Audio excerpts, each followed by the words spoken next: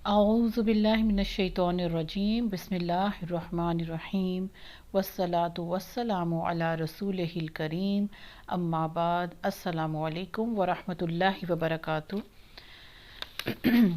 जी, आज हमारा अगला जो आयत शुरू हो रही है, आयत नंबर 65 से हमारा रकू शुरू हो रहा है। पारा नंबर 10 सूरत अल अनफाल और 8वीं सूरत है, जिसमें हम पीछे बहुत ही खूबसूरत जो है हम देख चुके मनाजिर क्या हैं, क्या सिचुएशन थी। और अब ये जो वक्त है इसके अंदर प्यारे नबी सल्लल्लाहु अलैहि वसल्लम इन आयात में आगे जो है जो थोड़ा सा तरद्दुद देखा गया जंग बदर के अंदर।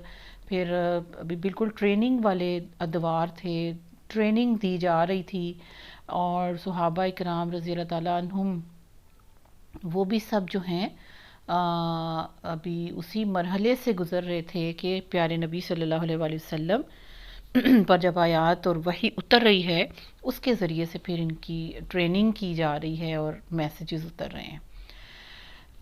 पीछे हमने देखा था आयत नंबर 64 में अल्लाह ताला ने फरमाया था, या अय्युहन नबिय्यु हस्बुकल्लाहु व मनित्तबअका मिनल मुमिनीन। ए प्यारे नबी सल्लल्लाहु अलैहि वसल्लम, आपके लिए और आपके अहले ईमान के लिए बस अल्लाह काफ़ी है। और इसका एक मतलब ये भी है, हस्बुकल्लाहु आपको अल्लाह काफ़ी है, व मनित्तबअका मिनल मुमिनीन और जो लोग आपकी पैरवी कर रहे हैं वो भी आपके ग्रुप में काफ़ी हैं।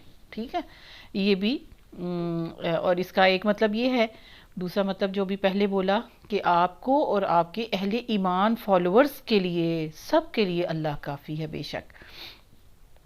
चलिए आगे सबक शुरू करते हैं। आयत नंबर 65 में अल्लाह ताला फरमा रहे हैं, या अय्युहन नबिय्यु हर्रिज़िल मुमिनीना अलल किताल। ए प्यारे नबी सल्लल्लाहु अलैहि वसल्लम, मोमिनों को जंग पर उभारिए। अगर तुम में से 20 आदमी सब्र वाले हों तो वो 200 पर गालिब आएंगे। ठीक है, और अगर 100 आदमी ऐसे हों सब्र वाले तो मुनकरीन हक में से 1000 आदमियों पर वो भारी रहेंगे, क्योंकि वो ऐसे लोग हैं जो समझ नहीं रखते यानी उनके अंदर इखलाकी कुव्वत कोई नहीं है। और यहाँ पर आई 1 और 10 की निस्बत, यानी एक अगर सब्र वाला मुजाहिद मोमिन होगा तो वो 10 के ऊपर भारी पड़ेगा, 1 और 10 की निस्बत। किस तरह, अगर 20 आदमी तुम्हारे अंदर साबिर हों तो 200 पर गालिब रहेंगे, और अगर 100 आदमी ऐसे हों तो मुनकरीन हक में से 1000 आदमियों पर वो भारी रहेंगे, क्योंकि वो ऐसे लोग हैं जो समझ नहीं रखते। अच्छा, अब अल्लाह ने तुम्हारा बोझ ज़रा हल्का किया और इसे मालूम हुआ कि अभी तुम में कमज़ोरी मौजूद है। कौन सी कमज़ोरी? थोड़ी सी उस तरह की मेच्योरिटी अभी मौजूद नहीं है जो कि टाइम गुज़रने के साथ साथ उनके अंदर आ जाएगी। यहाँ अल्लाह ताला ने बड़ी उम्दगी के साथ फिर बोझ को हल्का कर दिया और इसे मालूम हो गया अल्लाह ताला को कि अभी तुम में कमज़ोरी है। बस अगर तुम में से अब 100 आदमी सब्र वाले होंगे तो वो 200 पर, और जो 1000 आदमी सब्र वाले होंगे तो 2000 पर अल्लाह के हुक्म से गालिब आ जाएंगे। और अल्लाह इन लोगों के साथ है जो सब्र करने वाले हैं। मतलब क्या है कि कुफ़ार के दरमियान पहले अहले ईमान और कुफ़ार के दरमियान 1 और 10 ही की निस्बत है, लेकिन चूँकि अभी थोड़ी सी कमज़ोरी अभी मौजूद है, उस तरह की ट्रेनिंग नहीं है, वो साथ साथ होती चली जाएगी। तो यहाँ पर फिर क्या किया, बहुत से ऐसे मुसलमान थे ना इस्लाम के ग्रोह के अंदर जो अभी अभी नए नए मुसलमान हुए थे, अभी ताज़ा ताज़ा इस्लाम में दाखिल हुए थे। तो इनकी इब्तदाई तरबियत भी कुछ ख़ास अभी नहीं हुई हुई थी। उनकी पुख्तगी मैच्योरिटी आने तक जो हैं रहनुमाई के साथ, प्यारे नबी सल्लल्लाहु अलैहि वसल्लम की रहनुमाई के साथ बहुत सी मैच्योरिटीज़ बाद में इनके अंदर आई, तरबियत हो गई। और फिर वाक़ई इनके मुसलमानों के और कुफ़ार के दरमियान 1 और 10 ही की निस्बत कायम हो गई। और प्यारे नबी सल्लल्लाहु अलैहि वसल्लम के आखिर अहद और खुलफ़ाए राशिदीन रज़ी अल्लाह ताला अन्हुम के ज़माने की लड़ाइयों में बारहा इसी जो निस्बत है, परसेंटेज है, उसका तजर्बा हुआ है। تو اللہ تعالیٰ نے فرمایا کہ اللہ صبر کرنے والوں کے ساتھ ہیں. کسی نبی کے لیے یہ زیبا نہیں ہے کہ اس کے پاس قیدی ہوں جب تک کہ وہ زمین میں دشمنوں کو اچھی طرح کچل نہ دے.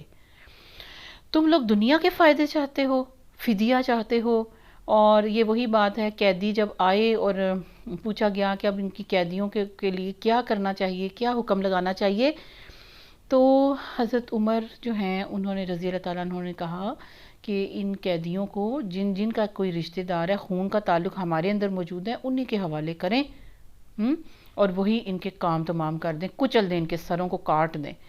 حضرت ابو بکر صدیق رضی اللہ تعالیٰ عنہ بڑے نرم دل کے تھے. انہوں نے یہ مشورہ دیا کہ جو قیدی ہیں ان کو فدیہ لے کر چھوڑ دیا جائے. اور پیارے نبی صلی اللہ علیہ وسلم نے بھی حضرت ابو بکر صدیق رضی اللہ تعالیٰ عنہ کی جو ایک مشورہ تھا یا ان کے ساتھ جو ہے پیارے نبی صلی اللہ علیہ وسلم بھی وہی خیال رکھتے تھے. تو اللہ تعالیٰ نے پھر اس وقت یہ وحی نازل کی کہ ایک نبی کے لیے تو یہ سوٹ نہیں کرتا اس کو کہ اس کے پاس قیدی موجود ہوں، یعنی قیدی بنائے جب تک کہ وہ زمین میں دشمنوں کو، اللہ کے دشمنوں کو اچھی طرح کچل نہ دے. تم لوگ دنیا کے فائدے چاہتے ہو، حالانکہ اللہ کے پیش نظر تو آخرت ہے اور اللہ غالب اور حکیم ہے. اور اگر اللہ کا نوشتہ پہلے نہ لکھا جا چکا ہوتا، یعنی یہ جو فدیہ لینا اور یہ سارا کچھ جو ہے تمہارے لیے حلال نہ لکھا گیا ہوتا، تو جو کچھ تم لوگوں نے لیا ہے اس کی پاداش میں تم کو بڑی سزا دی جاتی. بس جو کچھ تم نے مال حاصل کیا ہے فدیہ کے طور پر، اسے اب کھاؤ کہ وہ حلال اور پاک ہے، اور اللہ سے ڈرتے رہو. اچھا، اب اس کے اندر جو ہے نا فدیہ لینے کی اجازت دی گئی، لیکن اس شرط کے ساتھ لگائی گئی تھی یہ شرط کہ پہلے دشمن کی طاقت کو اچھی طرح سے کچل دیا جائے، پھر قیدی جو ہیں وہ پکڑنے کی فکر کی جائے. ٹھیک ہے، تو یہ چیز تھوڑی اللہ تعالیٰ نے اس کے بارے میں کریکشن کر دی. اور دشمن کی طاقت کو کچلنا اصل میں یہ مقصد تھا جنگ بدر کا. حق اور باطل کا پہلا مارکا تھا. اللہ تعالیٰ کی بھی یہی چاہت تھی، اور اسی طرح پھر اللہ تعالیٰ نے اس فدیہ کی رقم کو حلال پہلے ہی لکھا ہوا تھا، اور اس کو کہا کہ اب تم اس مال کو کھاؤ. اللہ سے ڈرتے رہو، یقیناً اللہ درگزر کرنے والا اور رحم فرمانے والا ہے. اور اے نبی صلی اللہ علیہ وآلہ وسلم، تم لوگوں کے قبضے میں جو قیدی ہیں ان سے کہو اگر اللہ کو معلوم ہوا کہ تمہارے دلوں میں کچھ خیر ہے تو وہ تمہیں اس سے بڑھ چڑھ کر دے گا جو تم سے لیا گیا ہے. یعنی جو فدیہ تم سے مال لیا گیا ہے اس سے بڑھ چڑھ کے تمہیں خیر دی جائے گی اگر اللہ تعالیٰ تمہارے اندر دیکھتا ہے، آزمائش کر کے، چیک کر کے کہ تمہارے دلوں کے اندر کوئی خیر موجود ہے کہ نہیں، اور تمہاری خطائیں بھی معاف کرے گا. اللہ درگزر کرنے والا اور رحم فرمانے والا ہے. لیکن اگر وہ تیرے ساتھ خیانت کا ہی ارادہ رکھتے ہیں تو اس سے پہلے وہ اللہ کے ساتھ بھی خیانت کر چکے ہیں، چنانچہ اسی کی سزا اللہ نے انہیں دی کہ وہ تیرے قابو میں آ گئے، اور اللہ سب کچھ جانتا ہے اور حکیم ہے. جن لوگوں نے ایمان قبول کیا اور ہجرت کی اور اللہ کی راہ میں اپنی جانیں لڑائیں. یہاں پر 3 طبقات جو ہیں یہ مومنین کے، وہاں ان کی جو فضیلت ہے اس کا بیان اس آیت سے آتا ہے. آیت نمبر 72 میں جن لوگوں نے ایمان قبول کیا، کلمہ پڑھا، ہجرت کی یعنی مہاجر ہوئے، اور اللہ کی راہ میں اپنی جانیں لڑا دیں اور اپنے مال تک کھپا دیے، اور جن لوگوں نے ہجرت کرنے والوں کو جگہ دی. پہلا ایک جو ہے یہاں تک کہ جنہوں نے اپنے مال کھپا دیے، اپنی جانیں بھی کھپا دیں، ہجرت بھی کی ایمان لا کر. یہ سب سے اوپر والے درجے والے صحابہ ہیں، مہاجرین ہیں، جو کہ سب سے اول دستہ اور سب سے بلند دستہ ہے. دوسرے نمبر پر، دوسرے درجے پر جن لوگوں نے ہجرت کرنے والوں کو جگہ دی، یعنی کہ انصار مدینہ، اور ان کی مدد کی، وہی دراصل ایک دوسرے کے ولی بھی ہیں. رہے وہ لوگ جو ایمان تو لے آئے ہیں، تیسرا گروہ، مگر ہجرت کر کے دارالسلام میں یعنی مدینہ پاک میں نہیں آئے، تو ان سے تمہارا ولایت کا کوئی تعلق نہیں، کوئی دلی دوستی، کوئی اس طرح کا تعلق نہیں ہے، جب تک، شرط کیا ہے، جب تک کہ وہ ہجرت کر کے نہ آ جائیں. یہ ایک بہت ہی امپورٹنٹ اور ایک شرط تھی ایمان کی کہ اس کے اندر جو ہے ہجرت کر کے کسی بھی خطے سے مدینہ پاک کے اندر آنا بہت ضروری تھا. تو یہ وہ شرط یہاں پر بیان کی جا رہی ہے. ہاں اگر وہ دین کے معاملے میں تم سے مدد مانگے تو ان کی مدد کرنا تم پر فرض ہے. ٹھیک ہے، دین کے معاملے میں اگر تم سے مدد مانگیں دیار غیر رہتے ہوئے تو تم پہ ان کی مدد کرنا فرض ہے، لیکن کسی ایسی قوم کے خلاف نہیں جس سے تمہارا معاہدہ ہوا ہو، امن کا معاہدہ ہوا ہو، اور اس علاقے کے لوگ مسلمان تم سے دین کے معاملے میں مدد مانگیں تو پھر تم بالکل اس سے تم وہ مدد نہیں کرو گے. ٹھیک ہے، یعنی وہ تم پہ فرض نہیں ہے، اس کا تم جواب دہ نہیں ہو، اس کا تم پہ بوجھ نہیں ہے. جو کچھ تم کرتے ہو اللہ اسے دیکھتا ہے، اور جو لوگ منکر حق ہیں وہ ایک دوسرے کی حمایت کرتے ہیں. اگر تم یہ نہ کرو گے تو زمین میں فتنہ اور بڑا فساد برپا ہو جائے گا. مطلب کیا ہے، جس طرح کفار ایک دوسرے کی حمایت کرتے ہیں، اگر تم اہل ایمان اسی طرح آپس میں ایک دوسرے کی حمایت نہیں کرو گے تو زمین میں فتنہ اور فساد برپا ہو جائے گا. یہ اس کا مطلب ہے، اگر تم ایسا نہیں کرو گے تو زمین میں فتنہ ہو جائے گا، یعنی جہاد کی تیاری نہیں کرو گے، اس کے لیے نہیں نکلو گے، اور اس کی یعنی کہ اس کا پھر رزلٹ جو ہے وہ بہت برا ہوگا اور زمین پہ بڑا فساد برپا ہو جائے گا. جو لوگ ایمان لائے اور جنہوں نے اللہ کی راہ میں گھر بار چھوڑے اور جد و جہد کی، جنہوں نے پناہ دی اور مدد کی، وہی سچے مومن ہیں، اوپر والے درجے والے. ان کے لیے خطاؤں سے درگزر ہے اور بہترین رزق بھی ہے. اور جو لوگ بعد میں ایمان لائے، جو ہجرت انہوں نے لیٹ کی، بعد میں ایمان لے کے آئے، لیٹ ایمان لائے، ہجرت کر کے آ گئے اور تمہارے ساتھ مل کر جد و جہد کرنے لگے، وہ بھی تم ہی میں شامل ہیں، وہ بھی مومن ہی ہیں.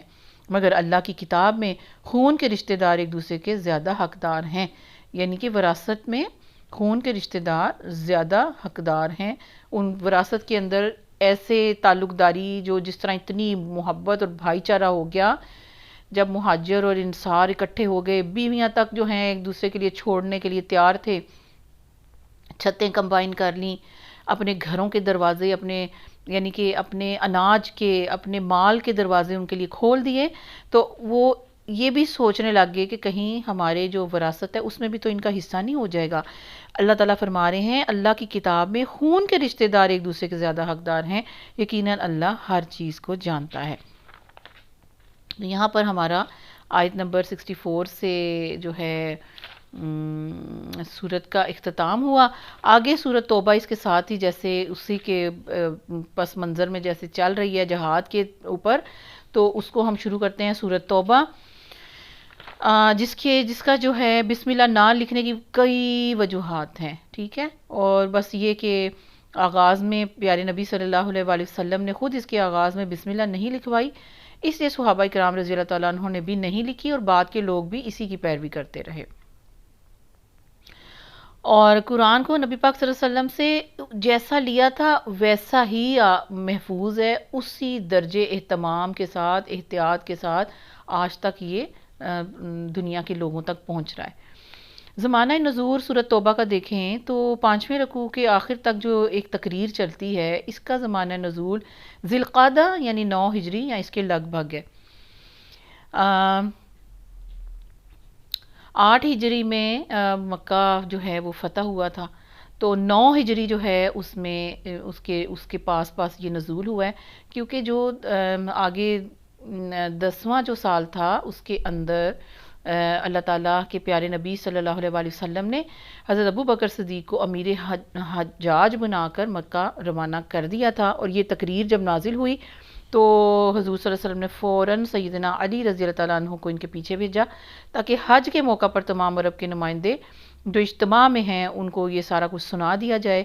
اور اس میں بیرت کا جو ہے ایک حکم ہے، اللہ تعالیٰ کا اعلان ہے، اللہ کی طرف سے ایک غضبناک، وہ اتنا رحیم، اتنا کریم، اتنا شفیق رب ہے کہ اس کی رحمت ہر کسی کو پہنچتی ہے، اس کا رزق، اس کا فضل ہر کسی کو پہنچتا ہے نا، اس دنیا میں اللہ تعالیٰ کا قاعدہ ہے. لیکن چونکہ یہ سورت جس کے اندر اللہ تعالیٰ نے کافروں سے بیرت کا اظہار کیا ہے، تو اللہ کا نام تو برکت والا ہے، اسے بسم اللہ شروع اس کے مطلب کہ نہیں لکھی گئی.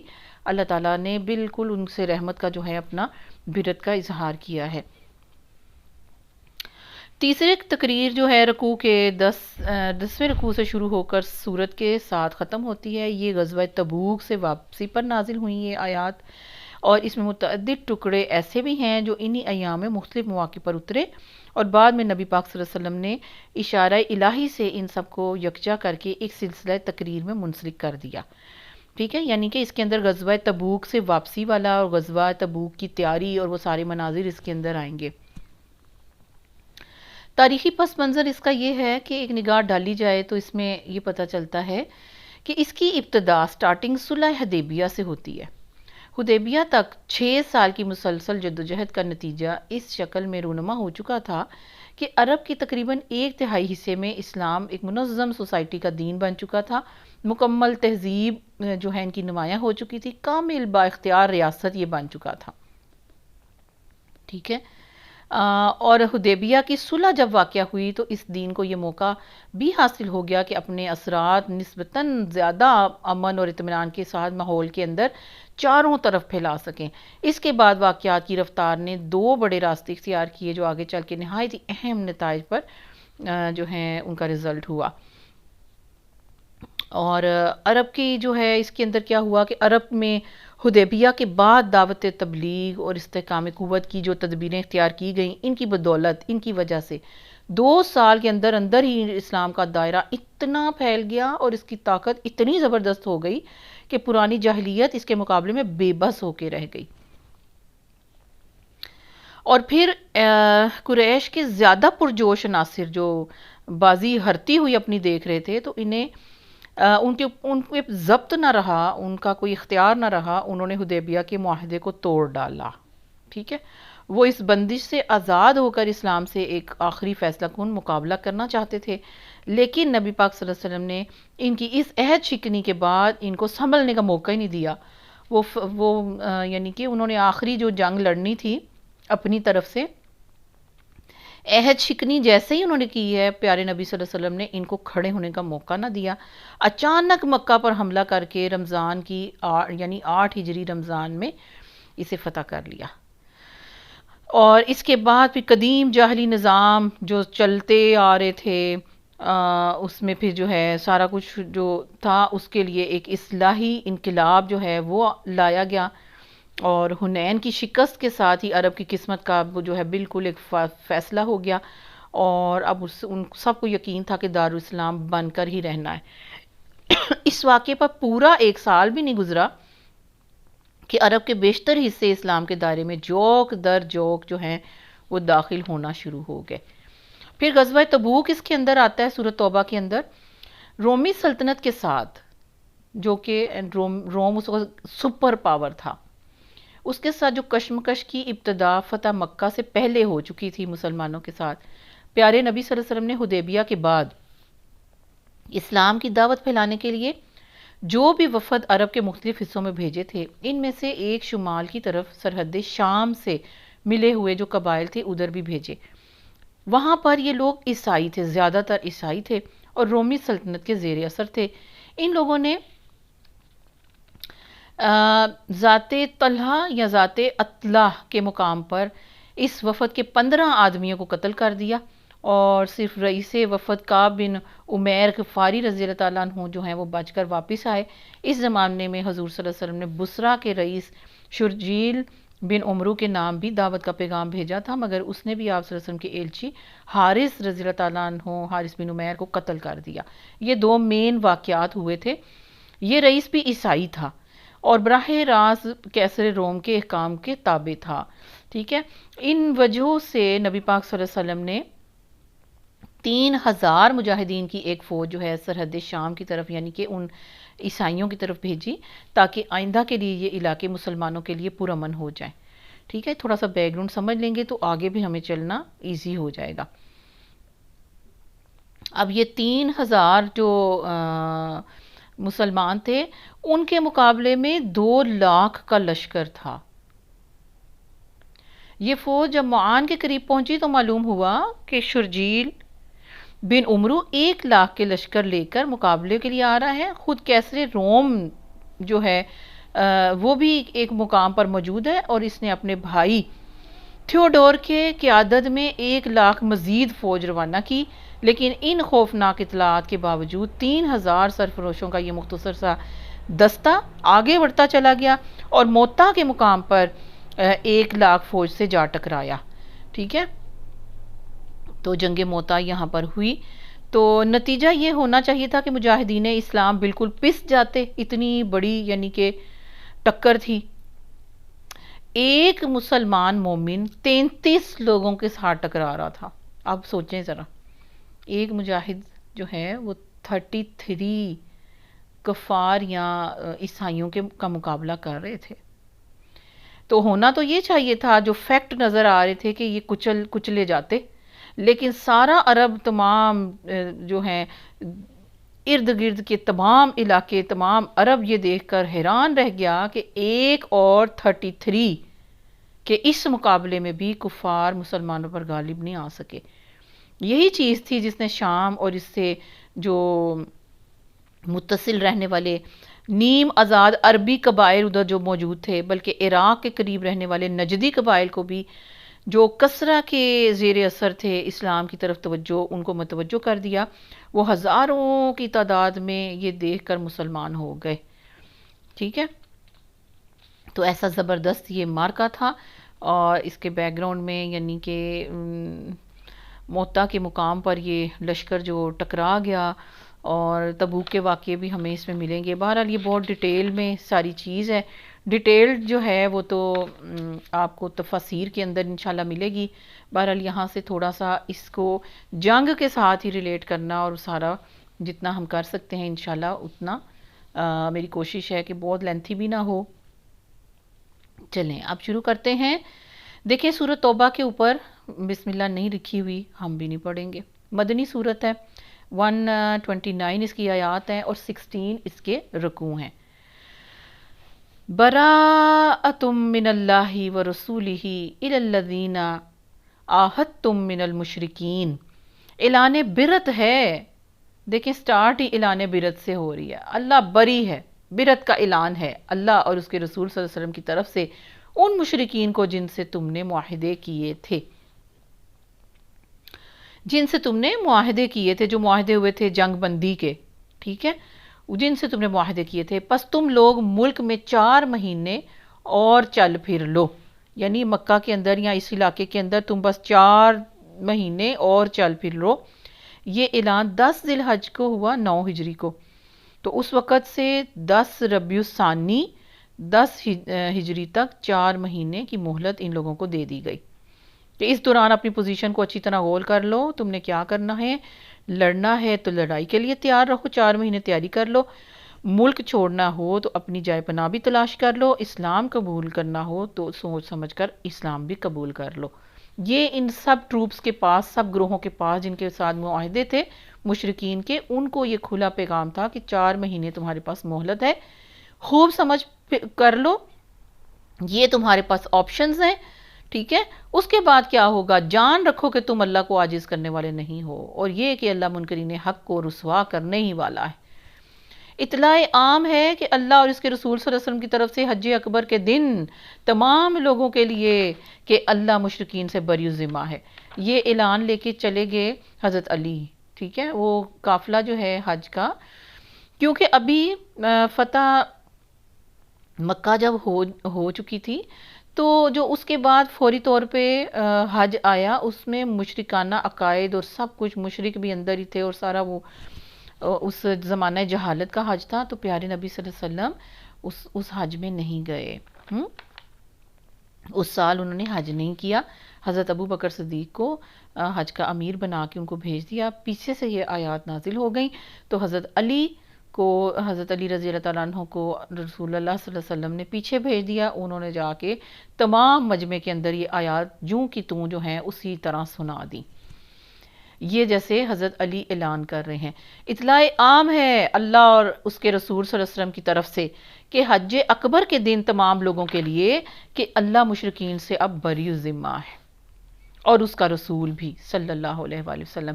اب اگر تم لوگ توبہ کر لو تو تمہارے لیے بہتر ہے، اور جو منہ پھیرتے ہو تو خوب سمجھ لو کہ اللہ کو تم عاجز نہیں کرنے والے. اور اے نبی صلی اللہ علیہ وسلم انکار کرنے والوں کو سخت عذاب کی خوشخبری سنا دو۔ استغفر اللہ۔ سوائے ان مشرکین کے جن سے تم سے معاہدے جنہوں نے کیے ہیں، پھر انہوں نے اپنے عہد کو، امن عہد کو پورا کرنے میں تمہارے ساتھ کوئی کمی، کوئی خیانت، کسی طرح کی کوئی انہوں نے خرابی نہیں کی، اور نہ ہی تمہارے خلاف کسی کی انہوں نے مدد کی ہے۔ تو ایسے گروپ کے ساتھ، ایسے لوگوں کے ساتھ تم بھی جو معاہدے کی مدت ہے اس کے اینڈ ڈیٹ تک وفا کرو، کیونکہ اللہ متقیوں کو ہی پسند کرتا ہے۔ سبحان اللہ۔ بس جب حرام مہینے گزر جائیں، حرام مہینے کون سے ہیں؟ حرمت والے جو حج اور عمرے کے لیے حرام قرار دیے گئے ہیں، بلکہ اس جگہ وہ 4 مہینے مراد ہیں، اس جگہ وہ 4 مہینے مراد ہیں جن کی مشرکین کو مہلت دی گئی تھی، ٹھیک ہے، وہ حرام مہینے تھے اس ٹائم۔ اس مہلت کے زمانے میں مسلمانوں کے لیے جائز نہیں تھا کہ مشرکین پہ حملہ کرتے، اس لیے انہیں اس جگہ پر حرام مہینے کہا گیا ہے۔ پھر اس کے بعد جب یہ مہینے گزر جائیں تو مشرکین کو قتل کرو جہاں پاؤ، اور انہیں پکڑو اور گھیرو اور ہر گھات میں ان کی خبر لینے کے لیے بیٹھ جاؤ۔ پھر اگر وہ توبہ کر لیں اور نماز قائم کر لیں اور زکوٰۃ دیں، یعنی کلمہ پڑھ کے توبہ کر لیں، نماز قائم کریں، زکوٰۃ دیں، تو انہیں چھوڑ دو۔ اللہ درگزر کرنے والا اور رحم فرمانے والا ہے۔ اور اگر مشرکین میں سے کوئی شخص پناہ مانگ کر تمہارے پاس آنا چاہے تاکہ وہ اللہ کا کلام سنے، تو اسے اپنے پاس پناہ دے دو، یہاں تک کہ وہ اللہ کا کلام، قرآن پاک کی تلاوت، اس کا پیغام سن لے۔ پھر اسے اس کے مامن جگہ پر پہنچا دو، اس کے گھر تک بھی اس کو خیر امن کے ساتھ پہنچا کے آؤ۔ یہ اس لیے کرنا چاہیے کہ یہ لوگ علم نہیں رکھتے۔ ان مشرکین کے لیے اللہ اور اس کے رسول صلی اللہ علیہ وسلم کے نزدیک کوئی عہد آخر کیسے ہو سکتا ہے، سوائے ان لوگوں کے جن سے تم نے مسجد حرام کے پاس معاہدہ کیا تھا۔ تو جب تک وہ تمہارے ساتھ سیدھے رہیں، معاہدے کو نہ توڑیں، تم بھی ان کے ساتھ سیدھے ہی رہو، کیونکہ اللہ متقیوں کو پسند کرتا ہے۔ مگر ان کے سوا دوسرے مشرکین کے ساتھ کوئی عہد کیسے ہو سکتا ہے، جبکہ ان کا حال یہ ہے کہ تم پر قابو پا جائیں تو نہ تمہارے معاملے میں کسی قرابت کا، رشتہ داری کا، خونی رشتے کا کوئی تعلق کا لحاظ کریں، نہ کسی معاہدے کی ذمہ داری کا، اور وہ اپنی زبانوں سے تم کو راضی کرنے کی کوشش بھی کرتے ہیں، مگر دل ان کے انکار ہی کرتے رہتے ہیں، اور ان میں اکثر فاسق ہیں، گناہگار ہیں۔ انہوں نے اللہ کی آیات کے بدلے تھوڑی سی قیمت قبول کر لی، اور ان آیات کے بدلے میں اپنی خواہش نفس کو ایسا بے لگام کیا کہ اللہ تعالیٰ کی آیتوں کو جو ہے وہ بیچ ڈالا اور اس کے عوض تھوڑا مال دنیا کا فائدہ لے لیا۔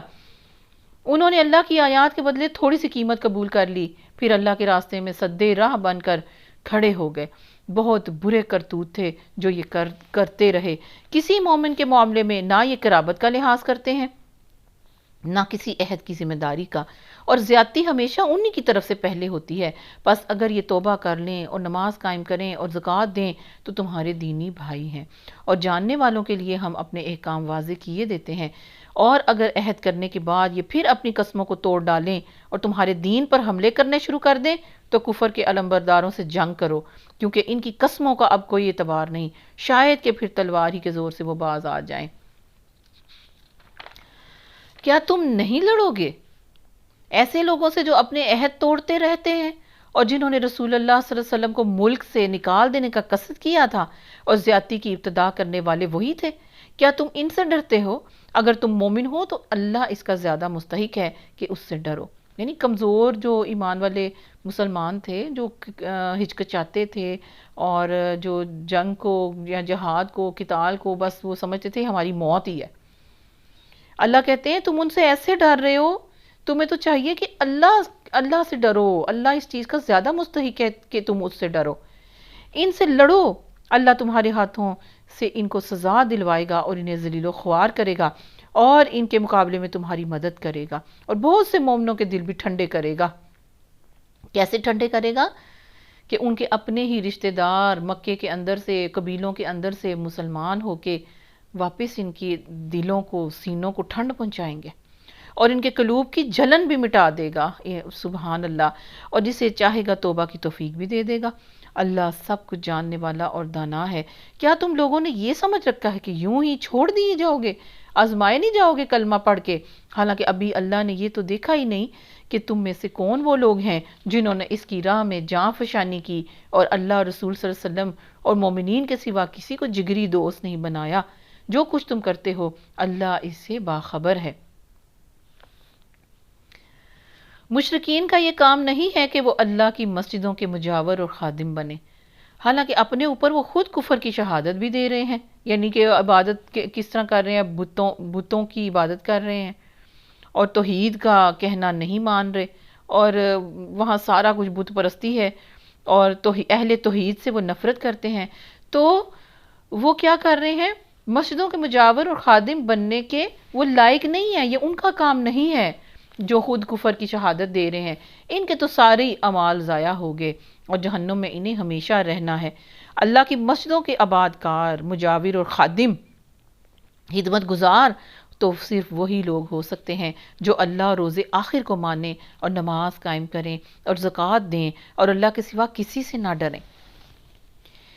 انہی سے یہ توقع ہے کہ سیدھی راہ چلیں گے۔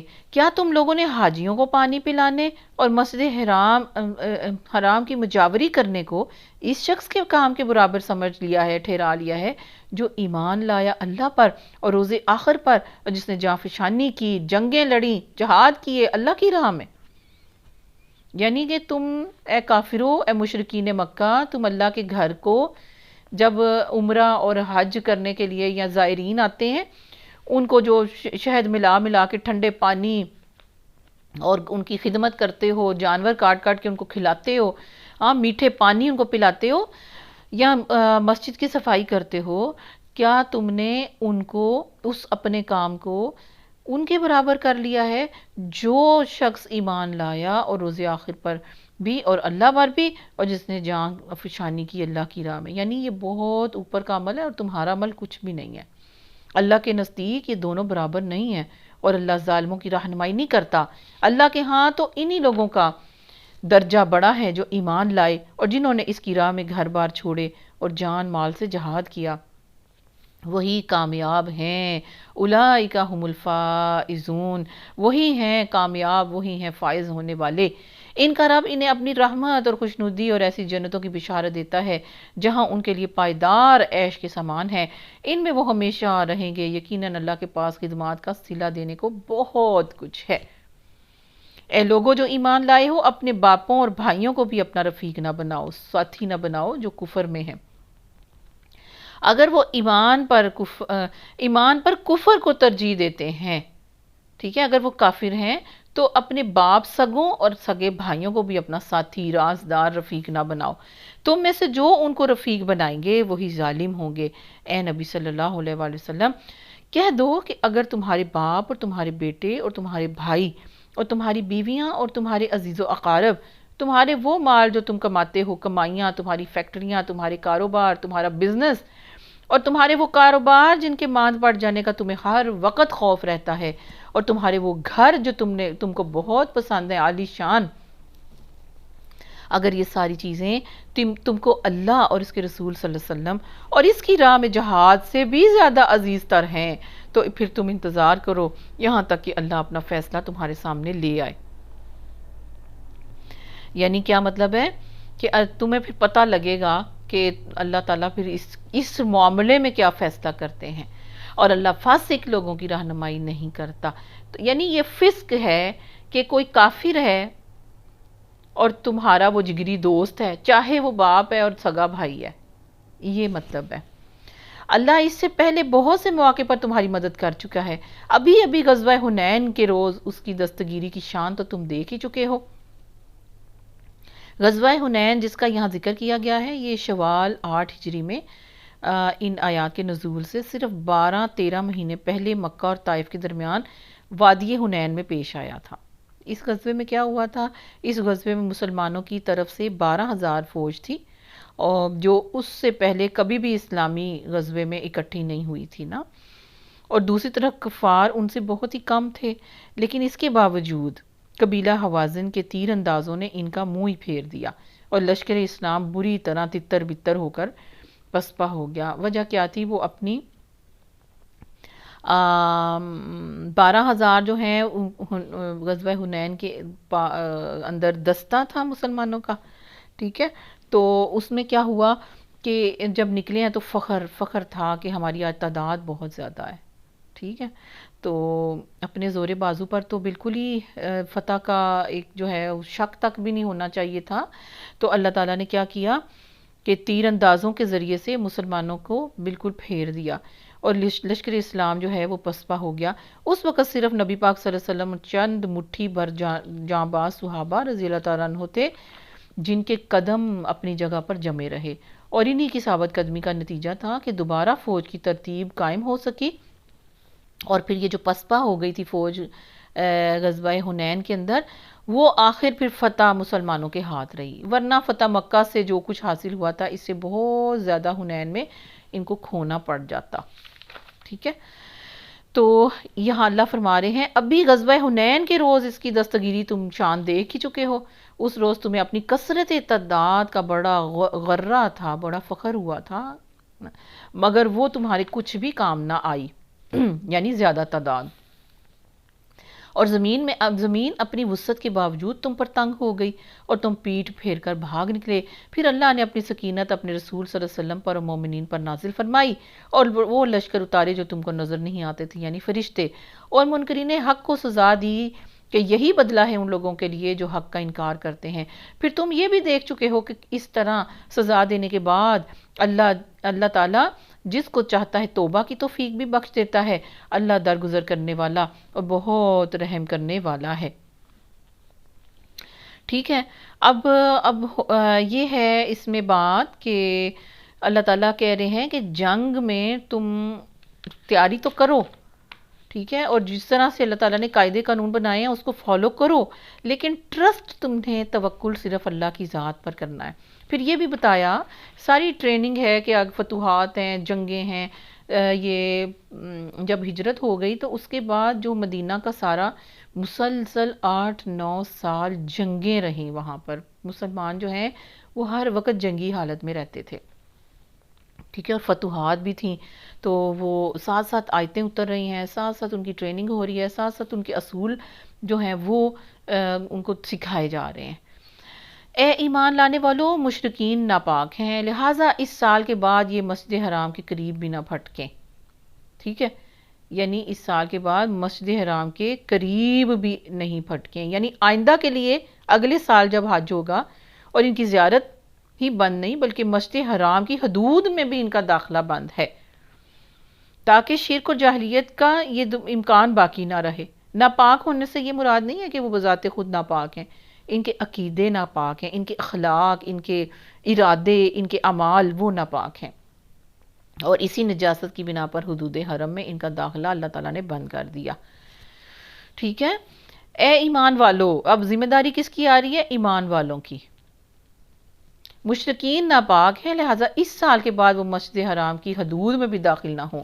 اور اگر تمہیں تنگ دستی کا خوف ہے تو بعید نہیں ہے کہ اللہ چاہے تو تمہیں اپنے فضل سے غنی کر دے، اور اللہ بہت علیم و حکیم ہے. یعنی اگر ان کو بند کرو گے تو سامان ترسیل ادھر ادھر سے تجارت کے مال یہ سب کچھ کم ہو جائے گا، گھاٹا ہو جائے گا. تنگ دستی کا تمہیں خوف ہے تو اللہ چاہے تو اپنے فضل سے تمہیں غنی کر دے گا. اللہ حکیم، اللہ علیم، وہ سب جانتا ہے کہ یہ سارا کچھ کیسے کرنا ہے.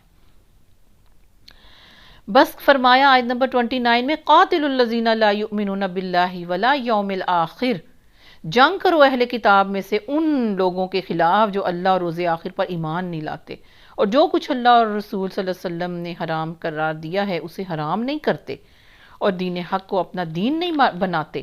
اہل کتاب جن کو سب سے پہلے دین اختیار کرنا چاہیے تھا اسلام، وہ دین حق نہیں مان رہے. یہ ان کی بہت بڑی غلطی خطا ہے. ان سے لڑو یہاں تک کہ وہ اپنے ہاتھ سے جزیہ دیں، چھوٹے ہو کر رہیں، نیچے ہو کر رہیں. یہودی کہتے ہیں کہ عزیر علیہ السلام اللہ کا بیٹا ہے، استغفر اللہ، اور عیسائی کہتے ہیں کہ مسیح علیہ السلام اللہ کا بیٹا ہے، استغفر اللہ، معاذ اللہ، سبحان اللہ. یہ بے حقیقت باتیں ہیں جو وہ اپنی زبانوں سے نکالتے ہیں. یعنی کہ یہ مشرک ہیں، یہ مشرک ہیں، یہ اہل کتاب، ان سے لڑو. یہ مشرک ہیں جو کتاب کے لیے تمہارے سامنے آتے ہیں. اور ان کا سب سے بڑا جو گناہ ہے وہ کیا ہے؟ یہودی کہتے ہیں حضرت عزیر علیہ السلام کا قصہ آگے ہم پڑھیں گے نا، اس میں یہی ہے کہ جب آئے اور 100 سال تک پھر اللہ تعالیٰ نے ان کی روح قبض کر لی، اور پھر جب وہ 100 سال کے بعد اٹھے ہیں تو اگلی صدی میں جب اگلے یہودیوں کی بستی میں وہ گئے ہیں، انہوں نے ہی پھر وہ تورات جو ہے وہ اکٹھی کی اور لکھی بھی ونس اگین. تو انہوں نے اس معجزے کی وجہ سے وہ جو باقی یہودیوں کی نسل تھی انہوں نے ان کو اللہ کا بیٹا ہی بنا لیا، استغفر اللہ. اور عیسائی کہتے ہیں کہ مسیح اللہ کا بیٹا ہے. یہ بے حقیقت باتیں ہیں جو اپنی زبانوں سے یہ نکالتے ہیں. ان لوگوں کی دیکھا دیکھی کہتے ہیں جو ان سے پہلے کفر میں مبتلا تھے، یعنی ایسے خام خواہ اور پہلے سے جو ان کی وہ باتیں چلی آ رہی ہیں تو یہ پہلوں کو دیکھ کے کفر میں مبتلا ہو رہے ہیں. خدا کی مار ان پر، یہ کہاں سے دھوکہ کھا رہے ہیں. انہوں نے اپنے علماء اور درویشوں کو اللہ کے سوا، اللہ کے علاوہ اپنا رب مان لیا ہے. یعنی وہ جو کہتے ہیں حلال ہے تو حلال ہے، وہ ان کے علماء اور درویش یعنی کہ وہ عبادت گزار جو ہیں بزرگ ان کے یہودی اور یہود و نصارہ کے، انہی کی بات اس طرح مانتے ہیں جیسے رب تعالیٰ کی بات ماننی ہے. وہ حلال جو کہہ دیں تو حلال ہو جاتا ہے، وہ جو حرام کہہ دیں تو حرام ہو جاتا ہے، چاہے وہ اللہ کی شریعت میں حلال اور حرام کی ترتیب الٹی ہو. اور اسی طرح مسیح ابن مریم کو علیہ السلام، یعنی اسی طرح مسیح ابن مریم کو بھی وہ کیا کہہ رہے ہیں کہ رب بنا لیا. اللہ اکبر، استغفر اللہ. حالانکہ ان کو ایک معبود کے سوا کسی کی بندگی کرنے کا حکم ہی نہیں دیا گیا تھا. جو وہ جس کے سوا کوئی مستحق عبادت نہیں، پاک ہے وہ ان مشرکانہ باتوں سے جو یہ لوگ کرتے ہیں. یہ لوگ چاہتے ہیں کہ اللہ کی روشنی، اللہ کے نور کو اپنی پھونکوں سے بجھا دیں. آیت نمبر 32. مگر اللہ اپنی روشنی کو، اپنے دین کو، اپنے کام کو، اپنے اسلام کو، اپنے نور کو مکمل کیے بغیر ماننے والا نہیں ہے، خواہ کافروں کو یہ کتنا ہی ناگوار گزرے. وہ اللہ ہی ہے جس نے اپنے رسول کو ہدایت و دین حق کے ساتھ بھیجا ہے تاکہ اسے پوری جن سے دین پر غالب کر دے، سب سے اوپر اسلام آ جائے، خواہ مشرکوں کو یہ کتنا ہی ناگوار ہو. اے ایمان لانے والو، ان اہل کتاب کے اکثر علماء اور درویشیوں کا حال یہ ہے کہ وہ لوگوں کے مال باطل طریقے سے، حرام طریقے سے کھاتے ہیں اور انہیں اللہ کی راہ سے روکتے ہیں، یعنی حقیقت چھپاتے ہیں. دردناک سزا کی خوشخبری دو ان کو جو سونے اور چاندی جمع کر کے رکھتے ہیں اور انہیں اللہ کی راہ میں خرچ نہیں کرتے. ایک دن آئے گا کہ اسی سونے چاندی پر جہنم کی آگ دہکائی جائے گی اور پھر اسی سے ان لوگوں کی پیشانیوں اور پہلوؤں اور پیٹھوں کو داغا جائے گا. استغفر اللہ. وہ مال جس کی زکوٰۃ نہیں نکالی جاتی اس کے بارے میں، اور جو مال کی زکوٰۃ نکال دی جاتی ہے اس میں سے صدقہ بھی دیا جاتا ہے صحیح ریشو کے ساتھ، وہ انشاءاللہ اس چیز سے معاف ہوں گے. اللہ تعالیٰ ہم سب کو صحیح طریقے پر نصاب کے مطابق زکوٰۃ ادا کرنے کی توفیق عطا فرمائے، آمین. ورنہ انہی کی پیشانیوں کو، پہلوؤں کو، پیٹھوں کو اسی سونے چاندی کی دہکائی ہوئی جہنم کی آگ کے ساتھ داغا جائے گا. یہ ہے وہ خزانہ جو تم نے اپنے لیے جمع کیا تھا، لو اب اپنی سمیٹی ہوئی دولت کا ذرا مزہ تو چکھو. استغفر اللہ. اللہ تعالیٰ مجھے اور آپ کو معاف رکھے، آمین. حقیقت یہ ہے کہ مہینوں کی تعداد جب سے اللہ نے آسمان و زمین کو پیدا کیا ہے، اللہ کی کتاب میں 12 ہی ہے، اور ان میں سے 4 مہینے حرام ہیں. یہی ٹھیک ضابطہ ہے، لہٰذا ان 4 مہینوں میں اپنے اوپر ظلم نہ کرو. کون سے 4 مہینے؟ ذی-القعدہ، ذی-الحج، محرم، رجب. ٹھیک ہے، ذی-القعدہ، ذی-الحج، محرم اور رجب، یہ 4 مہینے ان سے مراد ہے. ذی-القعدہ، ذی-الحج اور محرم جو ہے یہ تو حج کے لیے ہیں، اور رجب جو ہے عمرے کے لیے، یہ بھی علماء نے لکھا ہوا ہے. تو اللہ تعالیٰ کہتے ہیں ان 4 مہینوں پر اپنے اوپر ظلم نہ کرو، یعنی کہ کوئی فساد، کوئی دنگا، کوئی لڑائی جھگڑا، یا ان مہینوں کے اندر امن و امان جو ہے اس کو خراب نہ کرو، اور مشرکوں سے سب مل کر لڑو جس طرح وہ سب مل کر تم سے لڑتے ہیں. ٹھیک ہے، یعنی مشرکین ان مہینوں میں بھی اگر لڑنے سے باز نہیں آتے، جس طرح وہ متفق ہو کر تمہارے ساتھ لڑتے ہیں ایک جان ہو کے، تم بھی ذرا اکٹھے ہو کے ان سے لڑو. ٹھیک ہے، یہ رہتی دنیا تک یہ آیتیں میرے اور آپ کے لیے موجود ہیں، امت مسلمہ کے لیے، مجاہدین کے لیے، ہماری افواج کے لیے یہ چیزیں موجود ہیں. اللہ تعالیٰ عمل کی توفیق عطا فرمائے۔ مشرکوں سے سب مل کر تم لڑو جس طرح وہ سب اکٹھے ہو کر تم سے لڑتے ہیں، اور جان رکھو کہ اللہ متقیوں ہی کے ساتھ ہے۔ اچھا، اب نصیحت و کفر میں ایک مزید کافرانہ حرکت ہے جس سے یہ کافر لوگ گمراہی میں مبتلا کیے جاتے ہیں۔ وہ کیا ہے؟ کسی سال ایک مہینے کو حلال کر لیتے ہیں خود ہی اپنی مرضی سے، حالانکہ 4 مہینے تو اللہ تعالیٰ نے ان کے نام بتا کے کلیئر کر دیے کہ یہ والے مہینے تم پہ حرام ہے، لیکن وہ کیا کرتے ہیں؟ تبدیل کر کے مہینوں کے ساتھ مہینہ، کسی ایک سال ایک مہینے کو حلال کر لیتے ہیں اور کسی سال اسی کو حرام کر دیتے ہیں، تاکہ اللہ کے حرام کیے ہوئے مہینوں کی بس تعداد پوری ہو جائے کہ 4 ہیں۔ یہ پرواہ کوئی نہیں ہے کہ کون سے 4 ہیں، حالانکہ اللہ تعالیٰ نے کلیئرلی بتا دیا مہینوں کے نام کہ یہ والے 4 مہینے حرام ہیں۔ ٹھیک ہے، تو وہ صرف تعداد پوری کرتے تھے، اتنی جہلیت تھی ان کے اندر، اتنا یعنی اللہ کا خوف بھی موجود ہے، یہ بھی بات پتہ ہے کہ 4 مہینے جو ہیں یہ حرام ہے، بس تعداد پوری کر دیتے ہیں ایک دوسرے کے بدلے، اور اللہ کا حرام کیا ہوا حلال بھی کر لیں۔ ان کے برے اعمال ان کے لیے خوشنما بنا دیے گئے ہیں، اور اللہ منکرین حق کو ہدایت نہیں دیا کرتا۔ آیت نمبر 38، یا ایھا الذین آمنوا ما لکم اذا قیل لکم انفروا فی سبیل اللہ، جب تمہیں کہا جاتا ہے اے لوگو جو ایمان لائے ہو، تمہیں کیا ہو گیا ہے کہ جب تم سے اللہ کی راہ میں نکلنے کے لیے کہا جاتا ہے، جہاد کرنے کے لیے نکلنے کو کہا جاتا ہے، تم زمین کے ساتھ چپک جاتے ہو۔ یہاں سے آیت شروع ہوتی ہے جنگ تبوک کی۔ اب جنگ تبوک کے اس اعلان میں بے سر و سامانی تھی، قحط تھا، فصلیں اس زمانے کے بعد فصلیں پک کر تیار ہو گئی تھیں، بے پناہ گرمی بھی تھی، دور دراز کا سفر تھا، اور اوپر سے سپر پاور کے خلاف یہ جہاد تھا، جنگ تبوک۔ تو اللہ تعالیٰ نے پھر مسلمانوں کو کہا کہ جب تمہیں حکم دیا جاتا ہے تو تم زمین کے ساتھ ہی چپک جاتے ہو، اٹھتے ہی نہیں ہو۔ کیا تم نے آخرت کے مقابلے میں دنیا کی زندگی کو پسند کر لیا ہے؟ ایسا ہے تو تمہیں معلوم ہو کہ دنیاوی زندگی کا یہ سب ساز و سامان آخرت میں بہت تھوڑا نکلنے والا ہے۔ تم نہیں اٹھو گے تو خدا تمہیں دردناک سزا دے گا، استغفر اللہ، اور تمہاری جگہ کسی اور گروہ کو اٹھائے گا۔ یعنی یہ تو تمہیں اٹھنا چاہیے، تمہاری جگہ کوئی اور لے لے تو پھر تم بڑے راضی رہو گے کہ اللہ کا چہیتا کوئی اور بن جائے، تمہیں ڈراپ کر دیا جائے، اور تم خدا کا کچھ بھی نہیں بگاڑ سکو گے، وہ ہر چیز پر قدرت رکھتا ہے۔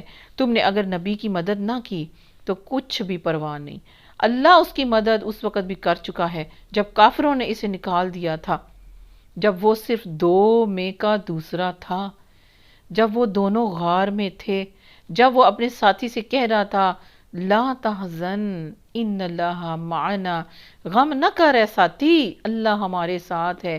اس وقت اللہ نے اس پر اپنی طرف سے سکون قلب نازل کیا اور اس کے مدد ایسے لشکروں کے ساتھ کی جو تم کو نظر نہیں آتے تھے، اور کافروں کا بول نیچا کر دیا، کافروں کا بول نیچا کر دیا، اور اللہ کا بول تو اونچا ہی ہے، پہلے سے ہی اونچا ہے۔ اللہ زبردست اور دانا اور بینا ہے، نکلو خواہ ہلکے ہو یا بوجھل ہو، کسی بھی حالت میں ہو، جب جہاد کا اعلان ہو جائے امیر جماعت کی طرف سے۔ میں آپ کو یہی پھر وہ کلیہ آپ یاد کر لیجئے جو شروع میں ہم نے اس کو پڑھ لیا تھا، امیر جماعت کی طرف سے جب اعلان کا عام اعلان جہاد کا ہو جائے تو پھر سب نے نکلنا ہے، چاہے وہ ہلکا ہے یا بوجھل ہے، یعنی کیسی بھی حالت میں ہے، اور جہاد کرو اللہ کی راہ میں اپنے مالوں اور جانوں کے ساتھ، یہ تمہارے لیے بہتر ہے اگر تم جانو۔ اے نبی صلی اللہ علیہ وآلہ وسلم، اگر فائدہ بڑا آسان قریب قریب ہوتا اور سفر بھی بڑا ہلکا ہوتا تو وہ ضرور تمہارے پیچھے چلنے پر آمادہ ہو جاتے۔ یہ اب کون سی ہے؟ منافقین کے بارے میں یہ آیات آ رہی ہیں کہ اس وقت انہوں نے اس مدینہ پاک میں کیا انہوں نے ادھم مچایا ہوا تھا، نہ خود اٹھ رہے تھے نہ دوسروں کو اٹھنے دیتے تھے، ڈراتے تھے، خود بھی ڈر کے بیٹھے ہوئے تھے، اور چاہتے اندر سے دلوں میں کیا تھا کہ یہ جائیں سپر پاور کے ساتھ لڑیں اور بس ہمیں خوشخبری مل جائے کہ وہ سب ختم ہو گئے، کیونکہ یہ منافق جو ہیں یہ 5 وقت کی نماز میں مارے باندھے تو آ ہی جاتے تھے، مارے باندھے ہی صحیح آ ہی جاتے تھے، چٹی سمجھ کر یہ زکوٰۃ بھی دے ہی دیا کرتے تھے۔ لیکن اب یہ بڑی ایک نئی کسوٹی آ گئی نا کہ اعلان ہو گیا امیر جماعت کی طرف سے، پیارے نبی صلی اللہ علیہ وسلم کی طرف سے، اللہ تعالیٰ کی طرف سے کہ تبوک میں سب نکلو جنگ کے لیے۔ تو اب آزمائش بن گئی۔ اے نبی صلی اللہ علیہ وسلم، اگر فائدہ بڑا آسانی سے فائدہ مل جاتا، اتنا سپر پاور کے ساتھ نہ ہوتا مقابلہ، اور سفر بھی بڑا ہلکا پھلکا ہوتا، دور دراز کا نہ ہوتا، گرمی بھی نہ ہوتی، تو یہ ضرور تمہارے ساتھ چلنے پر آمادہ ہو جاتے۔ مگر ان پر تو یہ راستہ بہت کٹھن ہو گیا، بہت ہی مشکل ہو گیا۔ کس طرح کہ یہ دیکھ کے کہ روم جیسی طاقت، اور پھر شدید زمانہ گرمی کا، اور پھر ملک میں قحط بھی برپا ہوا ہے، اور نئے سال کی فصلیں جن سے آس لگی ہوئی تھی، جن کی ٹیک کیئر کرنی تھی اور کٹنے کے قریب تھی، ان کو تبوک کے سفر بہت ہی بھاری لگا نا، اور برا بھی لگا، بھاری لگا۔ اب وہ خدا کی قسم کھا کھا کر کہیں گے کہ اگر ہم چل سکتے تو یقیناً تمہارے ساتھ چلتے۔ جھوٹی قسمیں، اللہ کی قسم کھانے والا یعنی منافق جو ہے وہ اللہ کی قسمیں اٹھا اٹھا کے یقین دلا رہا ہے، وہ اپنے آپ کو ہلاکت میں ڈال رہے ہیں۔ اللہ خوب جانتا ہے کہ وہ جھوٹے ہیں۔ استغفر اللہ۔ اللہ تعالیٰ بس ہمیں صدیقین میں شامل فرمائے، عمل سے بھی، زبان سے بھی، قول و فعل سے بھی اللہ تعالیٰ مجھے اور آپ کو صدیقین میں شامل فرمائے، آمین۔ عفا اللہ عنکا، اے پیارے نبی صلی اللہ علیہ وسلم، اللہ آپ کو معاف کرے، آپ نے کیوں انہیں رخصت دے دی؟ جو آتا تھا اپنی ریزن بیان کرتا تھا، پیارے نبی صلی اللہ علیہ وسلم اس کو اجازت دے دیتے تھے۔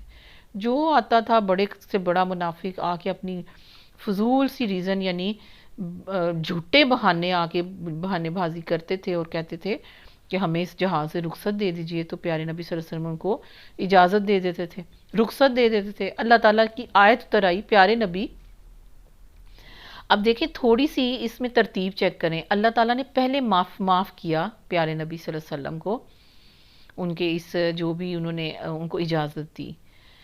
اللہ تمہیں معاف کرے، تم نے کیوں انہیں رخصت دے دی؟ تم نے تو یہ چاہیے تھا کہ خود رخصت وہ نہ دیتے، آپ نہ دیتے، تاکہ آپ پر کھل جاتا کہ کون لوگ سچے ہیں، اور جھوٹوں کو بھی تم جان لیتے، یعنی کون نکلتا ہے کون نہیں، یہ پھر آپ کو پتہ چل جاتا۔ نکلتے تو وہ کوئی بھی نہیں۔ جو لوگ اللہ روز آخر پر ایمان رکھتے ہیں وہ تو کبھی تم سے یہ درخواست نہیں کریں گے کہ انہیں اپنی جان اور مال کے ساتھ جہاد کرنے سے معاف رکھا جائے۔ اللہ متقیوں کو بھی خوب جانتا ہے، کس کے دل میں تقوی ہے، کون کتنے پانی میں ہے، کون اللہ کا کتنا خوف رکھتا ہے۔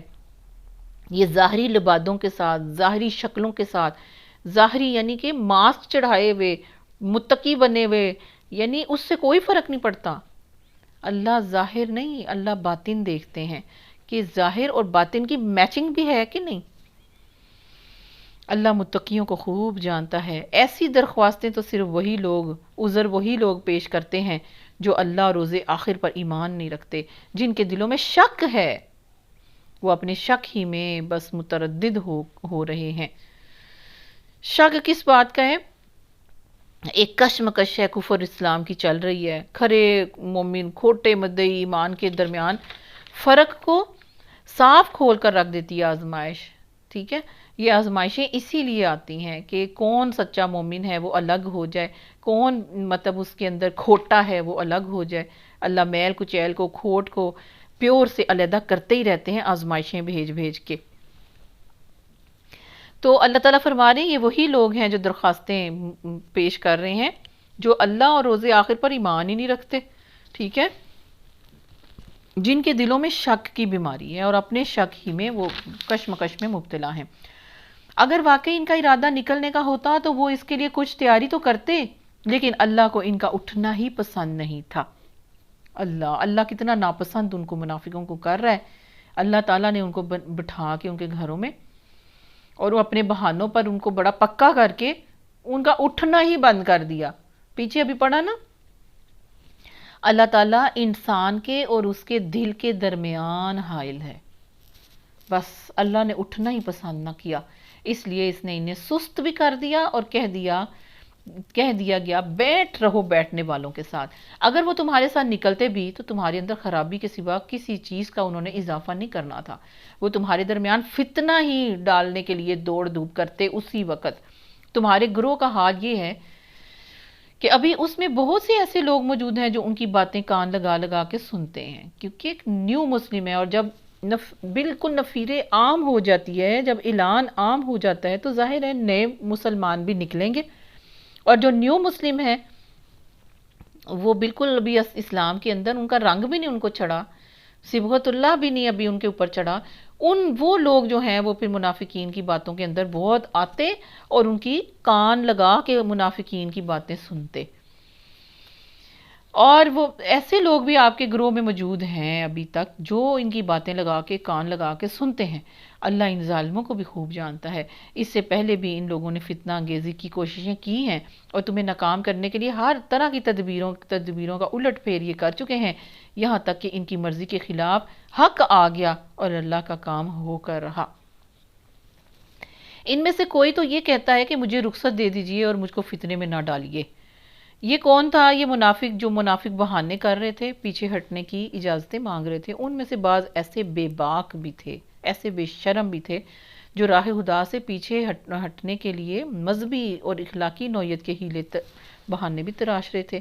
چنانچہ ان میں سے ایک شخص جد بن قیس ہے، اس کے متعلق یہ روایت ملتی ہے. اس نے کہا کہ نبی پاک صلی اللہ علیہ وسلم کی خدمت میں حاضر ہو کے عرض کیا کہ میں ایک بڑا ہی حسن پرست آدمی ہوں یا رسول اللہ صلی اللہ علیہ وسلم، دیکھیں نا کتنا میرے لیے مشکل ہے، میری قوم کے لوگ میری اس کمزوری سے بھی واقف ہیں، یعنی کتنا خبیث ہے، اپنی خباثت خود بیان کر رہا ہے کہ عورت کے معاملے میں مجھ سے صبر نہیں ہو سکتا، ڈرتا ہوں کہ کہیں رومی عورتوں کو دیکھ کر جو اتنی خوبصورت ہوں گی، ہاں چٹی چمڑی والی، میرا کہیں قدم نہ پھسل جائے، لہٰذا آپ مجھے فتنے میں نہ ڈالیں اور اس جہاد کی شرکت سے مجھے بس اجازت دے دیں، میں نہیں جا رہا.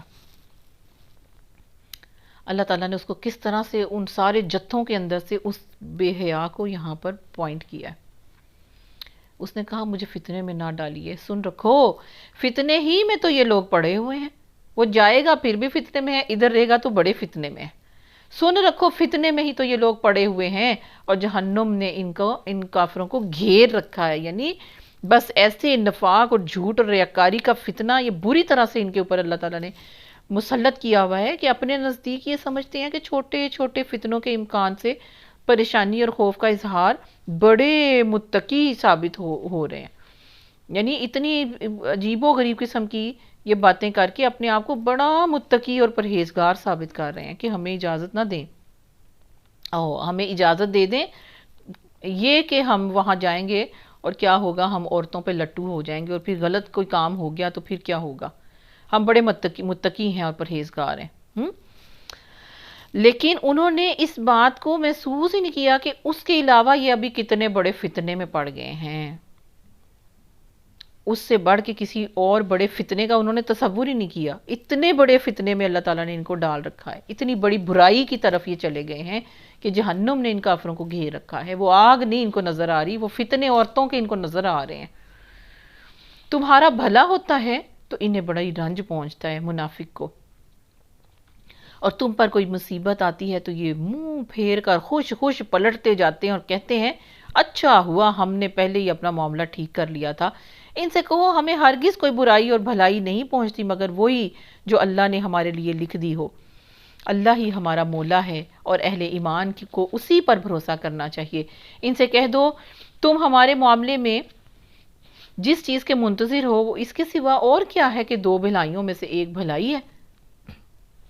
یعنی منافقین کو یا جو بھی یہودی ہیں اور جو بھی دشمن اسلام ہے وہ جس چیز کے منتظر ہے نا کہ مسل دیے جائیں، ختم ہو جائیں، ان کا بس جڑ سے اکھاڑ دیا جائے، تو وہ تو دو بھلائیاں ہیں. یعنی شہید ہو گئے تو جنت، مجاہد شہادت مل جائے گی، اور جو اگر ہم واپس آ گئے تو ہم کیا ہوں گے؟ غازی. دو بھلائیاں ہیں، ایک بھلائی جو بھی ہمیں مل جائے وہ بھلائی ہے، اور ہم تمہارے معاملے میں جس چیز کے منتظر ہیں نا وہ یہ ہے کہ اللہ خود تمہیں سزا دیتا ہے یا ہمارے ہاتھوں دلواتا ہے.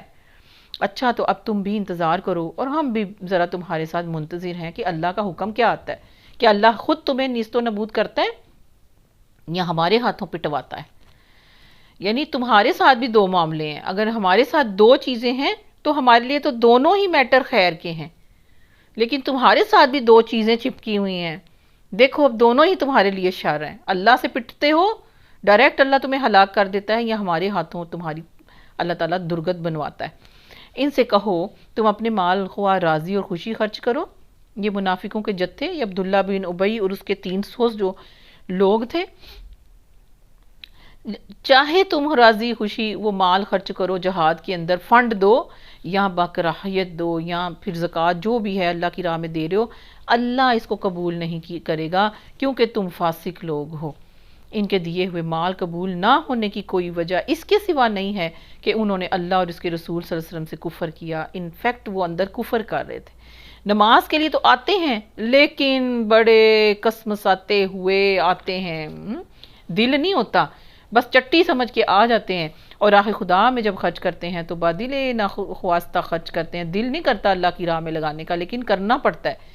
ان کے مال اور دولت اور ان کی کثرت اولاد کو دیکھ کر دھوکہ نہ کھاؤ، اللہ تو جو یہ چاہتا ہے کہ انہی چیزوں کے ذریعے سے ان کو دنیا کی زندگی میں بھی مبتلا عذاب کر دے، اور یہ بھی جان بھی دیں، یہ ختم ہو تو انکار حق ہی کی حالت میں یہ جان دیں، ٹھیک ہے۔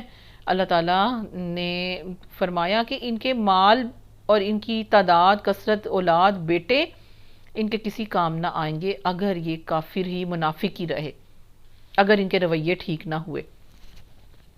وہ خدا کی قسم کھا کھا کر کہتے ہیں کہ ہم تم ہی میں سے ہیں، حالانکہ وہ ہرگز تم میں سے نہیں، اصل میں تو وہ ایسے لوگ ہیں جو تم سے خوف زدہ ہیں۔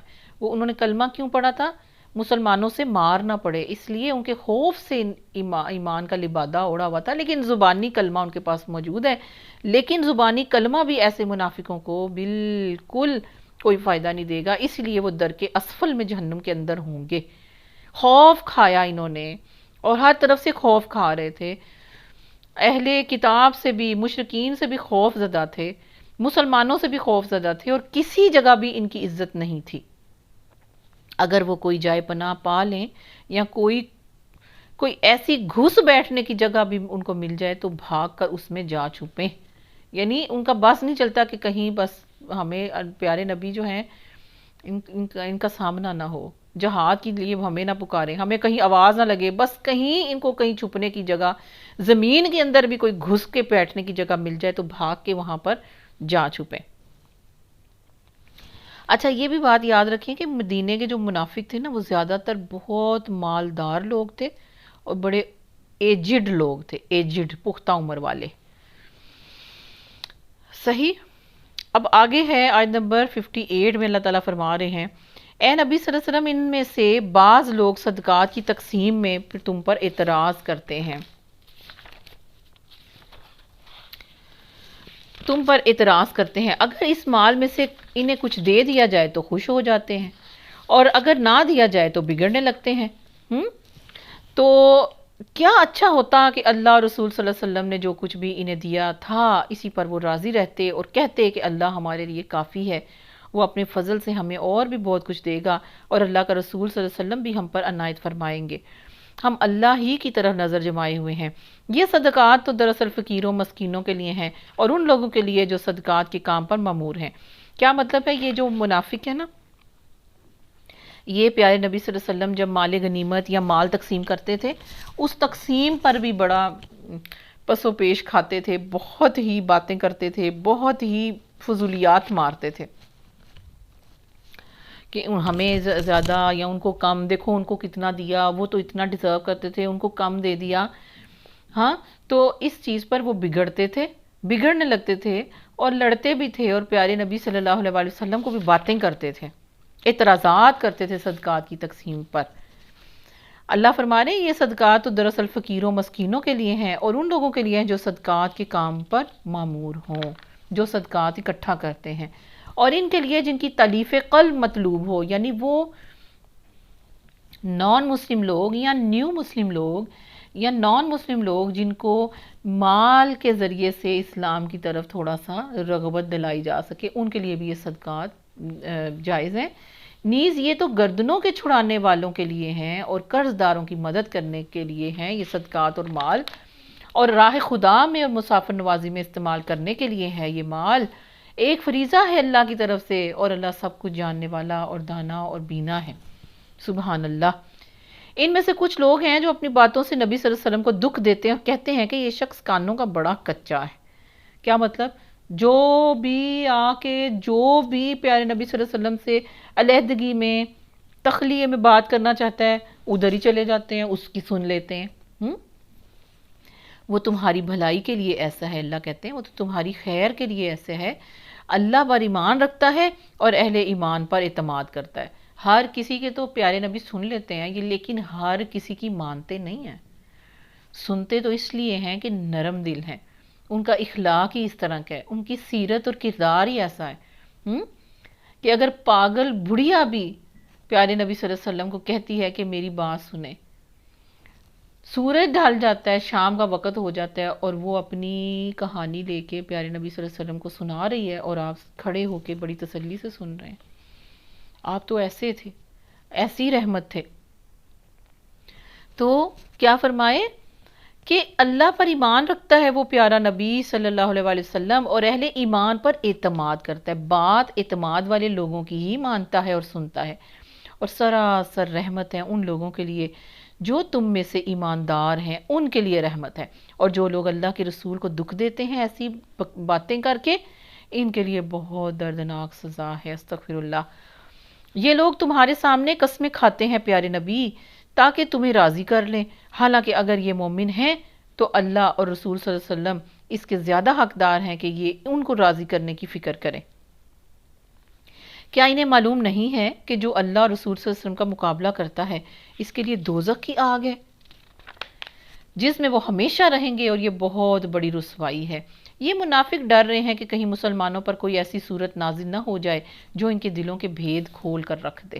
ان کے دل کے بھید، یعنی اتنا خوف تھا ان کو، یہ ڈر موجود تھا کہ کہیں ایسی صورت نہ ان پر نازل ہو جائے.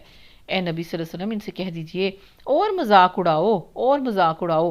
اللہ اس چیز کو کھول دینے والا ہے جس کے کھل جانے کا تم کو ڈر ہے. اگر ان سے پوچھو کہ تم کیا باتیں کر رہے تھے تو جھٹ کہیں گے کہ ہم تو ہنسی مذاق اور دل لگی کر رہے تھے.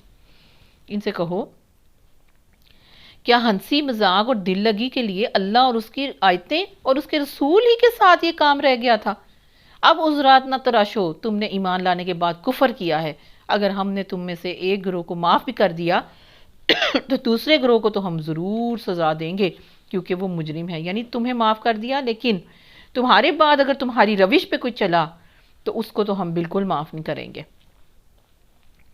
اب معاملہ کیا تھا؟ بہت سے اقوال منقول ہیں. آیت نمبر جو ہے ہماری 64 65 کے حساب سے کہ غزوہ تبوک کے زمانے میں منافقین اکثر اپنی مجلسوں میں بیٹھ کر نبی صلی اللہ علیہ وسلم اور مسلمانوں کا مذاق اڑاتے تھے اور بہت ہی تضحیق کرتے تھے، لوگوں کی ہمتیں پست کرنے کی کوشش کرتے تھے. جنہیں وہ نیک نیتی کے ساتھ آمادہ جہاد پاتے تھے انہی کو خراب کرتے تھے. مثلا ایک محفل میں چند منافق بیٹھے گپ لڑا رہے تھے. ایک منافق نے کہا، اجی کیا رومیوں کو بھی تم نے کچھ عربوں کی طرح ہی سمجھ رکھا ہے؟ کل دیکھ لینا یہ سب سورما جو ہیں یہ لڑنے تشریف لائے ہیں، رسیوں میں بندھے ہوئے یہ واپس آئیں گے، یہ رسیوں میں بندھے ہوئے ہوں گے. دوسرا بولا، مزہ ہو جو اوپر سے 100 کوڑے بھی لگانے کا حکم ہو جائے. ایک اور منافق نے حضور صلی اللہ علیہ وسلم کو جنگ کی سرگرم تیاریاں کرتے دیکھ کر اپنے یاروں دوستوں سے کہا، آپ کو دیکھیے ذرا، آپ روم اور شام کے قلعے فتح کرنے چلے ہیں. اس طرح کی باتیں یہ اپنی مجلسوں میں کہتے تھے. اور پھر ساتھ جو ہے ان کے جو دل کی اور ان کی رازداری کی باتیں تھیں اس پہ یہ کہتے تھے کہیں کوئی آیتیں نہ اتر آئیں، ہمارے راز ہی نہ کھل جائیں.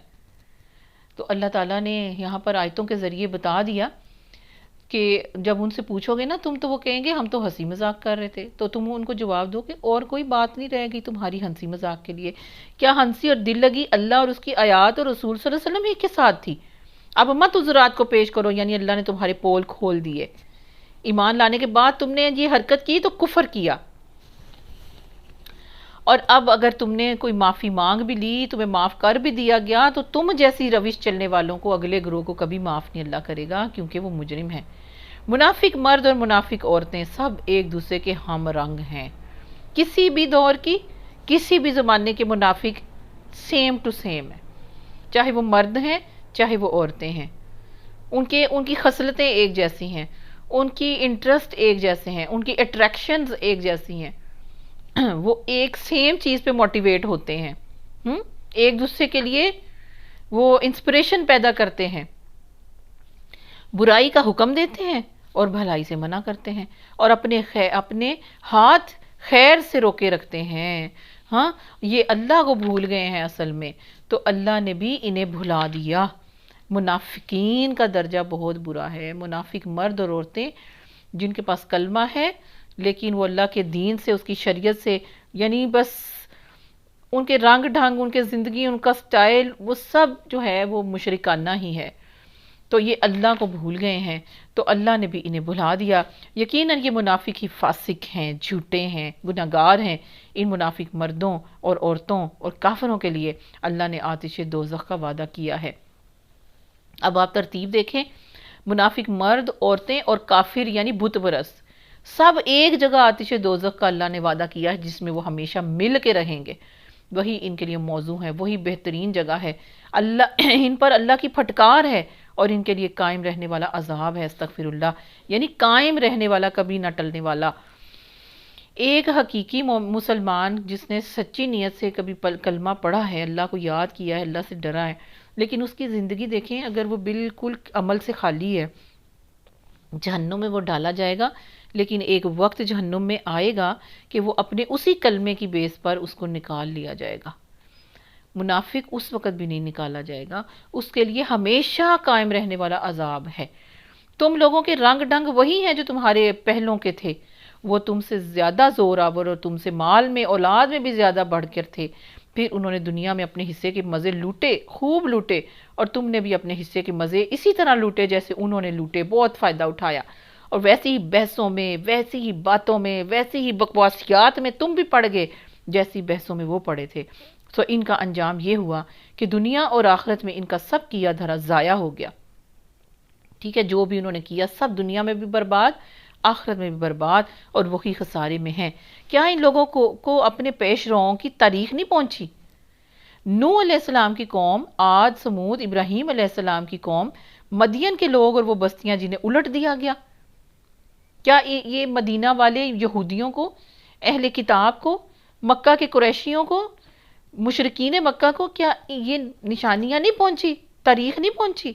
ان کے رسول ان کے پاس کھلی کھلی نشانیاں لے کر آئے، پھر یہ کام اللہ کا نہیں تھا کہ ان پر ظلم کرتا، مگر وہ آپ ہی اپنے پر ظلم کرنے والے تھے۔ مومن مرد اور مومن عورتیں یہ سب ایک دوسرے کے رفیق، ساتھی، مددگار، ایک جیسے، ہم رنگ، انر آؤٹر ایک جیسا، انسپریشن ایک جیسی، انٹریکشن ایک جیسی، دوڑ ایک جیسی، رنگ ایک جیسا، سٹائل ایک جیسا، بھلائی کا حکم دیتے ہیں، ہر وقت تمہیں بھلائی کا حکم دیتے نظر آئیں گے، اور برائی سے روکتے ہیں، نماز قائم کرنے والے ہیں، زکوٰۃ دیتے ہیں، اور اللہ اور اس کے رسول صلی اللہ علیہ وسلم کی اطاعت کرتے ہیں۔ اس کے علاوہ جتنے بھی خیر کے کام ہیں، امر بالمعروف و نہی عن المنکر کے اندر جو چیزیں آتی ہیں سب اپنے اوپر اپلیکیشن میں وہ لے کے آتے ہیں، یعنی اللہ اور رسول صلی اللہ علیہ وسلم کی اطاعت کرتے ہیں۔ یہ وہ لوگ ہیں جن پر اللہ کی رحمت نازل ہو کر رہے گی، یقیناً اللہ سب پر غالب اور دانا اور حکیم ہے۔ ان مومن مردوں اور عورتوں سے اللہ کا وعدہ ہے، یعنی مومن کہنا ہی کافی تھا، لیکن اللہ تعالیٰ نے جنس کو الگ الگ کر کے اللہ نے مومن مردوں کے دل بڑھا دیے، مومن عورتوں کے دل بڑھا دیے، کہ علیحدہ علیحدہ اللہ کا سب سے 1 to 1 وعدہ ہے کہ انہیں ایسے باغ دے گا جن کے نیچے نہریں بہتی ہوں گی اور وہ ان میں ہمیشہ رہیں گے۔ ان سدا بہار باغوں میں ان کے لیے پاکیزہ قیام گاہیں ہوں گی، اور سب سے بڑھ کر یہ کہ اللہ کی خوشنودی انہیں حاصل ہوگی۔ یہی بہت بڑی کامیابی ہے۔ اللہ اکبر، ربنا جعلنا منہم۔ اللہ تعالیٰ ایسے مومنین کے گروہ میں مجھے اور آپ کو شامل فرمائے۔ اللہ تعالیٰ ہر جو جنت کا منظر ہے قرآن پاک کے اندر، اس کا سب سے نمایاں حصہ مجھے اور آپ کو بنا دے۔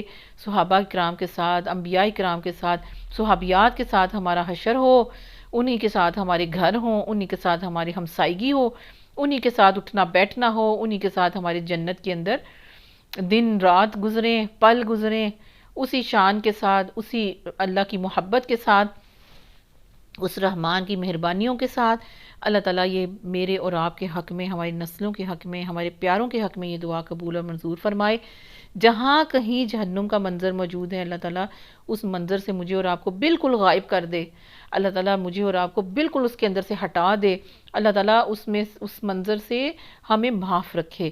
آمین یا رب العالمین۔ آج کے لیے اتنا ہی۔ اگلا سبق جو ہے انشاءاللہ 10ویں پارے اور 11ویں کے اندر 11ویں تک جو ہے وہ سورۃ توبہ چلے گی، 11ویں کے اندر بھی انٹر ہوتی ہے انشاءاللہ۔ اللہ تعالیٰ مجھ سے اور آپ سے قبول و منظور فرمائے۔ اللہ تعالیٰ یہ سننا، سمجھنا، سیکھنا سب کچھ اللہ تعالیٰ اپنی جناب میں قبول فرمائے اور اس کو صدقہ جاریہ بنائے۔ آمین۔ السلام علیکم ورحمۃ اللہ وبرکاتہ۔